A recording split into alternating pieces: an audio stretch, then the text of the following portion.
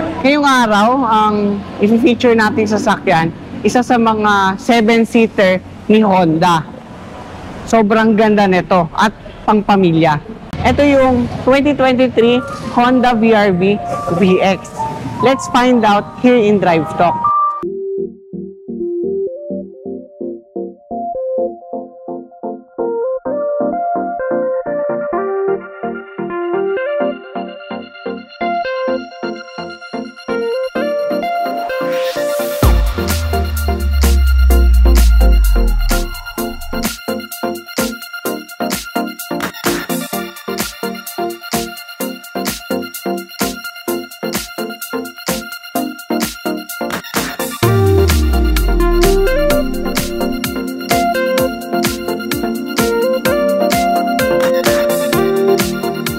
Dito sa exterior ng BRV, ano nga bang meron dito?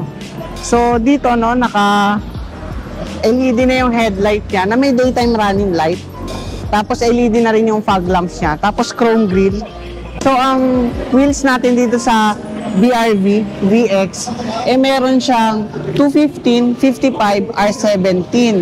Ang maganda rito, naka two-tone alloy wheels siya. Tapos disc brake na rin yung braking system niya. Tapos may design din siyang ganito sa fender. Dito naman sa side mirror niya, wala siyang camera dito kasi nandun siya sa may kabilang side. Tapos meron din siya ditong turning signal lamp. Tapos included na rin yung roof rail pag kumuha kayo nito. Sa unahan, naka-disc brake. Dito sa likod, drum brake yung braking system niya. Pagdating naman dito sa likodan ng BRV, meron na siyang LED na taillight na may design na parang daytime running light. Tapos meron din siyang camera dito sa ilalim. Tapos may mga sensors. Tapos yung third brake light niya is LED na rin. Silipin naman natin yung likuran nito.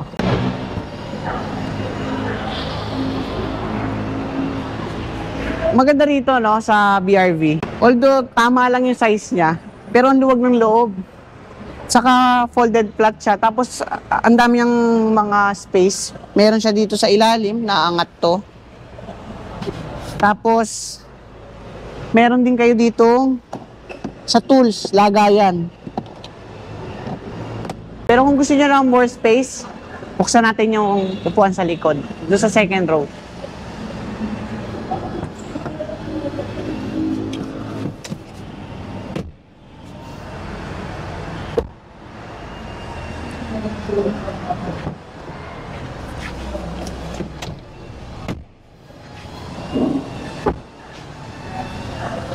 So, nung binaba natin yung second row, medyo pataas lang talaga yung upo niya sa second row. Pero pwede na.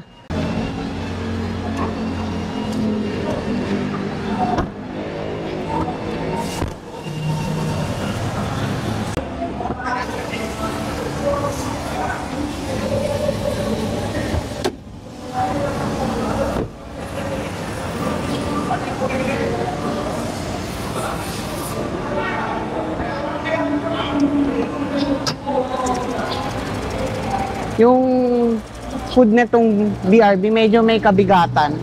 Saka wala siyang dampers.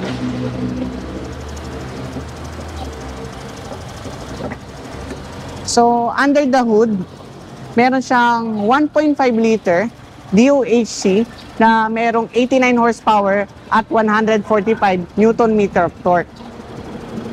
Ang maganda pa rito, meron na rin siya ditong cover para sa ventilation ng engine.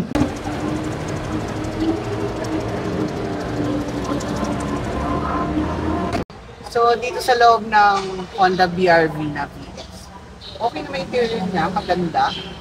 Yung legroom ko, luwag. Headroom ko, luwag din. Tapos yung ceiling niya is black. Tapos yung instrument cluster niya is combination. Tapos ang maganda rito, mayroon na siyang paddle shifters. Susubukan natin yan mamaya. Tapos mayroon din siyang cruise control. Tapos yung controls ng head unit. Yung head unit natin medyo may kalitan lang. 7-inch yung sukat niya, yung touchscreen. Tapos dito, soft touch material. Kaya lang ang dami niya lang yan ng black. Yun ang prone sa gas-gas eh. Tapos hard plastic. Pero yung tatama naman ng braso niya is soft touch. Tapos may accent naman ng silver, which is maganda tignan. Tapos yung AC naman niya is digital yung ano. Pero ano, parang combination na rin. Tapos meron na siyang auto climate control. Yung map light niya is hindi pa siya LED. Pero yung sun visor naman niya, meron siyang mirror at saka lights. Pero hindi din LED. Tapos yung manibela niya is tilt lang, hindi siya telescopic. Tapos yung upuan niya is manual. Pero ang maganda rito, leather seat, which is naging social tingnan. Tapos meron tayo dito type A port na dalawa. Ayan. Tapos meron tayo 12 volts na power outlet. Tapos may cup holder tayo dito. Tapos yung lug compartment naman niya, may kaluwagan na rin. Center armrest naman niya, ang sikip. Pero malalim naman. Meron pala tong tweeters, kabila yan. O, lipat naman tayo sa likuran.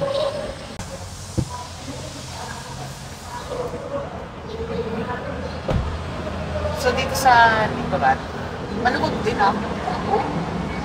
Tapos ito ko, maluwag din. Tapos ito naman yung controls ng aircon dyan. Meron siya dito. Kung maganda pa rito, meron siyang power outlet na 12 volts dito. Kaso nag-iisa lang. Meron siyang panel, pero mababa. Kaya, komportable naman. Kahit dito kayo nakaupo. Silipin naman natin itong third row. So yung upuan nito sa middle, natutupi siya ng tangkol para makapasok kayo sa likuran.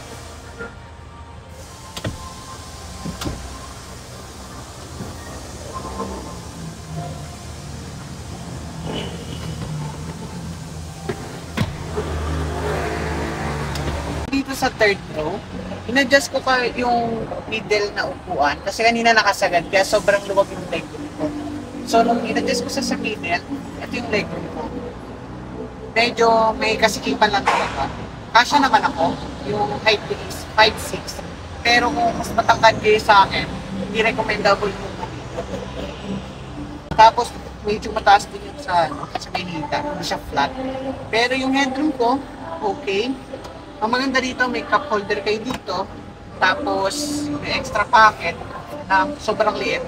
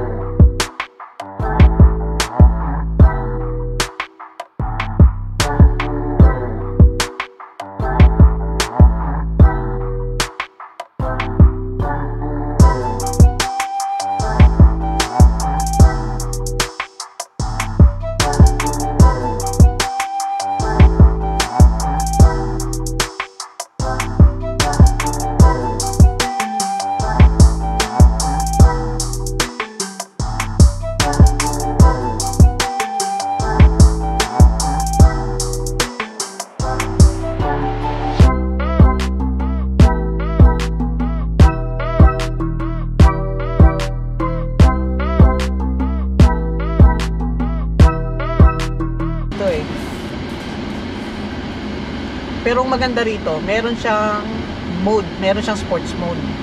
Pero ngayon, ano po ba ito? Eco?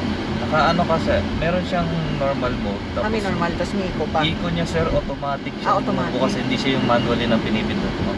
So depende po, for example yan po, lumalabas yun ang kusa. Pag cruising tayo, automatic yan bukas. Ganun pala siya. Yes sir. So si computer na po yung de-decide kung kailan niya papatipirin. So ito pala yung mode na to, normal lang po siya. Ito naka-eco siya. Eco. Yan, naka-eco. Sige, birahin natin siya konti. Sir. Ma-rev pala tong kotse na to, no? Hindi siya mag-rev, oh. Half lang eh. Wala pa nga half yung tapak ko eh. Yung brakes naman niya, okay din. Medyo may kalalimang konti, pero maagat naman siya. So, hindi siya sa mga ibang MPV. MPV po ba to? MPV. So, subukan naman natin itong sports. paddle shifters kasi. Pag naglagay ka pala sa sports, automatic siya magpa-paddle ka na nun. Expansive yung natin niya. makikita sir yung kung anong gear tayo. Yan, nasa 4th gear. Up to 7th gear po yan. 7th gear. Oh, Yes sir. Sige sir, try niyo po. Pero kahit naka-sports mode siya, yung rev niya dun sa normal mode, hindi siya ganun kataas. Which is maganda kasi makakatipid ka sa gasolina nun eh. Correct sir. Ang ganda nung ano niya, no, transmission niya, no? Yung magpapalit siya ng gear, kung ano talaga yung gusto mong gear. Kasi sa ibang kotse kasi kapag nag-minor ka, automatic siya magda-downshift. Dito hindi, ikaw pa rin yung magko-control.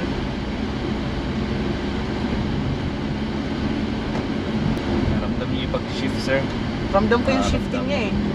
Pero yung shifting niya, smooth way, hindi siya yung parang gumaganon sa kotse. Pero parang okay na sa akin yung normal mode na ano, kahit hindi naka-sports. Kasi okay naman yung power niya eh. Malakas na rin kahit dun sa ano eh, normal mode. Yung suspension niya, maganda rin siya, hindi siya matagtag. Pero napansin ko lang yung insulation niya, medyo rinig mo lang yung wind noise sa labas. Pero konting-konti lang. Pero ito pa ang maganda rito. Pag nag-turn signal light ka sa right, nag-automatic siya yung camera niya sa turning radius. Alamin natin dito. Steering niya sobrang lambot eh, no?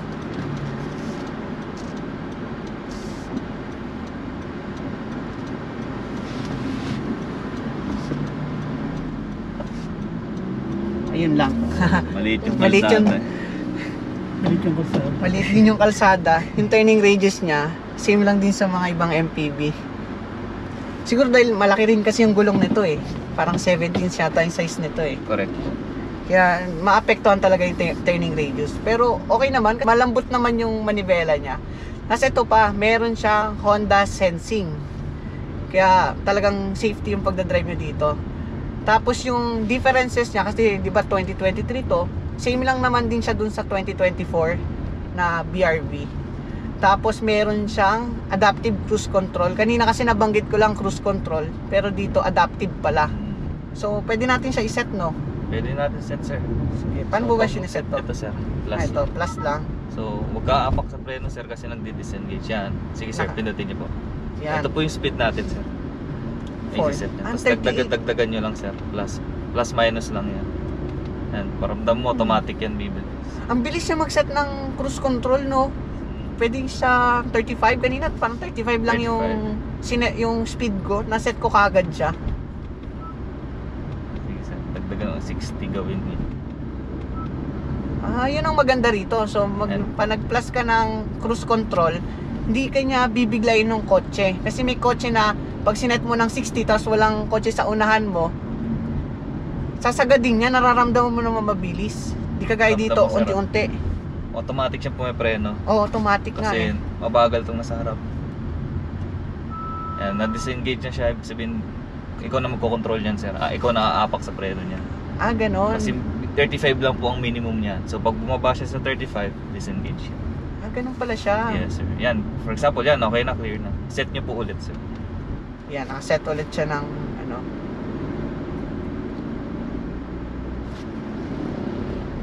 Alalayan niyo lang. Ayan, ramdam niyo sir. Ang ramdam ko yung, pero yung brakes niya, hindi kanya yung parang nakakabigla na nakakatakot. Tama lang. Yes sir. Dahan-dahan siyang humihinto. Mm. Yan na natin kasi hindi naman design yung cruise control para dito sa city drive eh. More on cruising sa highway siya. So, nais ko magpasalamat dito sa Honda Cars Dasmariñas para sa pag-vlog ng mga kotse nila rito. Pero papakilala ko sa inyo sila mama at saka si sir. Hi guys, I'm Enrica Sars Gabrino, Sales Executive, Honda Cars Cavite. Hello, I'm Juan Carlos Show or JC na lang po, Sales Executive ng Honda Cars Cavite. May katanungan kayo, pwede niyo silang i-message about sa unit. Nagbibigay kayo di ba po ng discounts? Yes po sir, may promo discount din po tayo month of October po. mga zero down payment tayo, low monthly, ganyan. So, pag may inquiry po kayo, huwag kayo mahiya magtanong, no? Andito lang naman kami, pwede po kayo mag-walk-in, kaya naman yung mga number namin, nandyan lang naman, no? Apo. Kontakin nyo lang po, kaya naman walk-in kayo, may mga mag-assist naman po sa inyo na mga agents na ready naman tumulong sa inyo sa pagpili nyo ng unit. So, ipapop up ko na lang yung mga contact details nila dito sa baba. Paano po pala yung mga services? Ano po ba yung pag nakakabili ng unit? So pag nakabili tayo ng unit, no, meron tayong tinatawag na, kumbaga, for example, sa financing, meron tayong mga all-in kung tawagin. Yung mga insurance natin yun, shuttle, ganyan. Mabilis naman po ma-approve dito sa Andito kasi pag sa amin, basta kompleto yung requirements natin, saka yung record natin sa bank, or wala naman tayong previous loan na hindi nabayaran o unsettled. 1 to 3 days expect na natin may ano na yan, approval na. Then yung mga natin, services natin, meron tayong, pwede rin kayo mag-avail dito ng comprehensive insurance na pang 1 year. So, di lang basta-basta yung insurance na gamit namin. So, talagang maasahan nyo pag nag-claim kayo dito, gamit yung in-house insurance, priority unit nyo para magawa. So, ganun po. May katanungan pala ako sa inyo. Paano po pala yung PMS? May free po ba? Yung first, Usually, freebies namin siya ng first 1,000 kilometer or 1 month, no? Pagka free check-up yon, then yung mga susunod naman, ito pa kakaiba sa Honda, no? Sa ibang dealer, mapapansin nyo, or ibang brand, 3 or 4 times a year yung PMS nila. Sa Honda, 2 years lang. Every 6 months po yung PMS natin. So, in terms of sa gastos ng PMS, well, ito ko makakamura. Siyempre, twice a year lang, no? Twice a year lang. Ano po ba yung gamit na langis? May ano po ba? Sa Honda, yung mismong Honda, kasi si Honda, hindi siya yung gumagamit ng kahit anong ibang fluid. Hindi siya synthetic, gano'n? Meron kami binibenta na iba-ibang klase ng oil, pero usually, recommend namin fully synthetic kapag long drive. Ganyan. So ayun, visit na kayo dito sa Honda Cars Las Marinas. Mababait yung mga nila dito, mga marketing professional. At dito magtatapos yung vlog natin sa Honda VR-V. At kung nagustuhan nyo, huwag nyo kalimutan mag-like, comment, share at mag-subscribe. Tapos click nyo na rin yung notification bell para mas maging updated kayo dito sa Drive Talk. Kita-kits sa susunod na car review natin. Hanap nyo ba yung mga Bath and Body Works, tapos Nivea body wash, Jergens na lotion, at saka mga Dove na body wash? Meron kami niyan dito sa Anjay Clothing. Ang maganda rito, magagaranti namin na original yung mga products. At hindi lang imported products ang meron kami. Meron din kami mga personal collection. Nagpo-promo rin kami nun. Meron din kaming pre-lab, beauty product, at saka mga iba pang mga apparel. Kagaya ng mga bags, sapatos, tsinelas. Lahat yan meron dito. At kapag naka-worth 600 pesos ka, pwede kang manalo ng Bath and Body Works na lotion. Kaya visit na kayo dito sa Anjay Clothing.